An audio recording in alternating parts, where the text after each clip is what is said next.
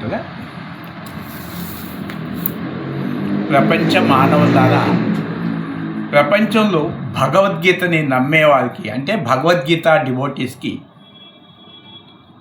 నేను అంతా నిజమే చెబుతాను, అబద్ధం చెప్పనని ప్రమాణం చేస్తారు కదా కోర్టులో.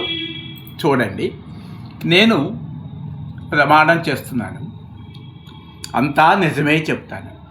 దేహము నేను కాదు, ఇంద్రియములు నేను కాదు, ప్రాణము నేను కాదు, మనసు నేను కాదు, బుద్ధి నేను కాదు. అప్పుడు నేను ఎవరిని? లోపల అంతర్యామిని. అంటే ప్రతి ఒక్కరూ ఆల్రెడీ భగవంతుడు అయ్యే ఉన్నాము, ఆల్రెడీ బీయింగ్.